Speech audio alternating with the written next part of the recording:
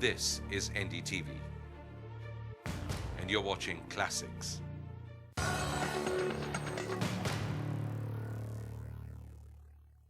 Hello and welcome to this very special show. I have a very important guest with me today. It's Mr. P Chalasani. He's a director of Reliance Energy, one of India's largest power producers, lots of projects lined up, lots of action happening. But one major thing that seems to be missing in this whole equation is natural gas. That's one very important fuel for the sector, but supplies don't seem to be there. Yeah, we do have in fact, we are in the power sector where we would become one of the major users of gas, and also we're on the other side of E&P activities. Like we participated in the CBM round and NELP round, and we are also got some blocks. So we are the producer as for the E&P and also user. So therefore, we have both sides views on the gas. On the availability, what you raised, an important issue on the gas availability issue, which is being debated now throughout the country on this. The latest estimates talk about is that just from the few blocks, as you know that there are 162 blocks awarded through NELP 1 to NELP 6 rounds. There are a few blocks even the pre-NELP rounds. From the few blocks of hardly 4 or 5 blocks, so we understand that the production is going to be as close as high as 200 MCMD in the next. That's just domestic gas. Yeah, just the domestic. We're only talking about the domestic natural gas production. So that means effectively it would take from current approximately about 80 MCMD of the gas to touching close to 300 MCMD of the gas. And this doesn't include what the latest discoveries in Kaveri Basin. It doesn't include what ONGC is talking about in KG Basin. So this is just 4 blocks which are recently talked about on this. So therefore, in our view, there's going to be more and more gas directionally available, natural gas available in India.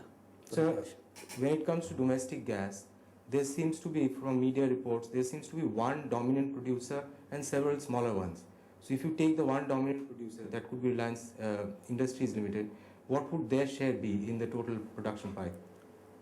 Yeah, but see, right now the Reliance Industries production from the KG Basin is being talked about from 80 MCMD to 120 MCMD, what it is talking about. And other blocks they're still talking about. So obviously as we move forward, as it stands today, yes, they are one of the major producers. Now, if you come to market pricing of gas, which is, for many players, it's been a demand that gas prices should not be controlled, should not be regulated, but they should be marked to some kind of market benchmark. What kind of benchmark are we looking at? Yeah, this is, there is lots of debate in the recent past about the market-related pricing and various issues with respect to the gas pricing on this. Fundamentally, we need to speak about is that what is the market means. And first of all, what are we talking about the gas pricing? The gas price, in our opinion, involves about 30 to 40 elements on this. Whether it's where you're talking about, which place you're talking about, it's take or pay. Second thing is talking about the market. We need to understand currently 70% of the gas in the country is sold under administrative price mechanism. Right. Okay, which is a regulated one. And even the balance, when we talk about the balance, which people keep quoting about, we have the private sector and the joint ventures which are doing market determined pricing. We need to understand is that these are being sold at the small quantities for each consumer. When you look at each customer base will be less than 1 MCMD, and they're being sold at 2 years contract, 3 years contract and various things. Even if we had a market, is it fair to mark gas prices to petroleum prices? Because world over, petroleum prices are ultimately determined by a cartel, which is OPEC. Now, is it fair to link gas prices to a price of oil, which is determined, which is the cartelized price? Yeah, I think before I answer about it should be linked to what, our strong opinion is that the gas and gas pricing and gas market cannot be determined in isolation. Okay, when you want to really do the pricing part of it, you need to look at the entire energy value chain on this. Gas is an input predominantly for fertilizer and power today. What do we have in the end product of these two? If you look at power is today the power tariffs are regulated throughout the country, the retail tariffs on this. So you can't have a scenario where you say that input prices would be market determined, but the output is going to be a regulated price. Right. So there is going to be a distortion in the energy value chain. So what is necessary is to look at the entire chain in totality and see how we want to do it. Having said that, there is nothing against market determined pricing for any of these products. But what you need to have is that then you want to have market driven pricing, you should have it for the entire chain. Today, can you afford NTPC to go and sell its power in the market determined prices?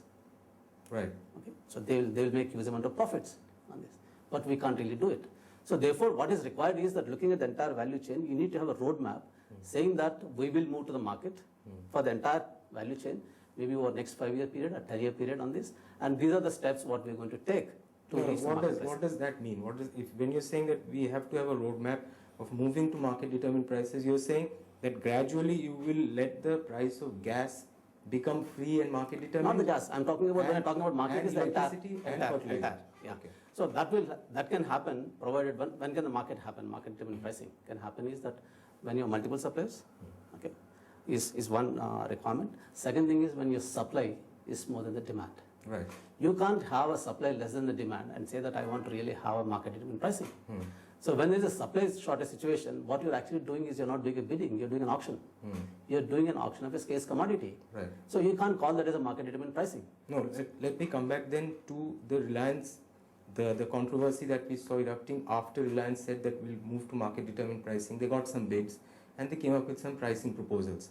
We had opposition from the Andhra Pradesh government, which has about 1500 megawatts of gas projects which are running idle. That government said that we can't afford these prices. Then we had trouble from the fertilizer ministry also objecting that this will increase the cost of fertilizer. And then we had various directives coming from all over the government, including the PMO, on what distortions might happen. So given all these things, given that there are so many interests, political interests, trying to keep a check on gas prices. The rationale behind the power companies bidding for this and the Andhra Pradesh government objecting it, to our knowledge, is that for these companies, the fuel prices pass through. Okay, so that means the government-owned entity, the Transco or someone, has to bear the fuel cost. Right. So obviously they are the people who are actually buying the fuel. The power company is actually a converter of the fuel into the energy on this.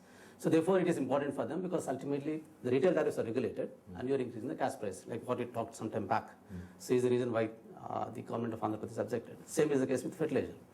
We understand from the media reports that the 10 bids out of 10 bids what they received, 5 were from fertilizer sector, which they said fertilizer sector said this pricing is to be done in a different manner, and 5 power projects, which are them 3 of them Andhra Pradesh said that they are not, 2 of them Andhra Pradesh said that they are not valid bids.